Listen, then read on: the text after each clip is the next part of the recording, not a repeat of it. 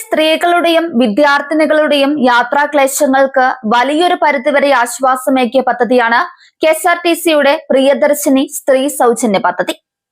എന്നാൽ പദ്ധതിയുടെ ഗുണഫലങ്ങൾക്കിടയിലും ചില ഡിപ്പോകളിലെ ജീവനക്കാരുടെ മോശം പെരുമാറ്റം യാത്രക്കാരെ കടുത്ത മാനസിക വിഷമത്തിലാക്കുന്നു എന്ന പുതിയ റിപ്പോർട്ടുകളും ഒപ്പം പുറത്തുവരുന്നുണ്ട്.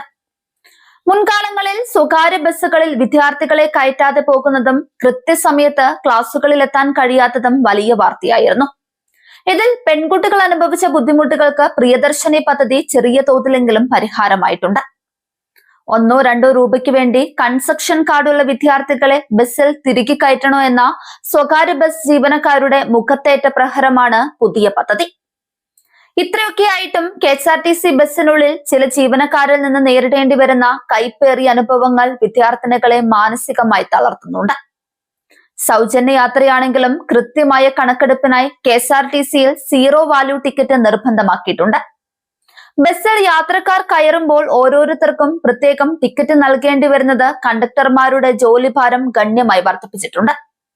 രാവിലെയും വൈകുന്നേരങ്ങളിലുമുള്ള തിരക്കേറിയ സമയങ്ങളിൽ വിദ്യാർത്ഥിനികൾ കൂട്ടത്തോടെ ബസ്സിൽ കയറുമ്പോൾ ടിക്കറ്റ് വിതരണവുമായി ബന്ധപ്പെട്ട സമ്മർദ്ദം കണ്ടക്ടർമാരെ കലിപ്പരാക്കുന്നു. ഈ സമ്മർദ്ദം തീർക്കുന്നത് പലപ്പോഴും വിദ്യാർത്ഥിനികളോടാണെന്നാണ് ഉയരുന്ന പ്രധാന പരാതി. സൗജന്യമായി യാത്ര ചെയ്യുന്നു എന്ന ഭാവത്തോടെയുള്ള ചില കണ്ടക്ടർമാരുടെ കുറ്റപ്പെടുത്തലുകളും തരം താഴ്ത്തിയുള്ള സംസാരവും കടുത്ത മാനസിക ബുദ്ധിമുട്ടുണ്ടാക്കുന്നതെന്ന് യാത്രക്കാരും പരാതി പറയുന്നുണ്ട്.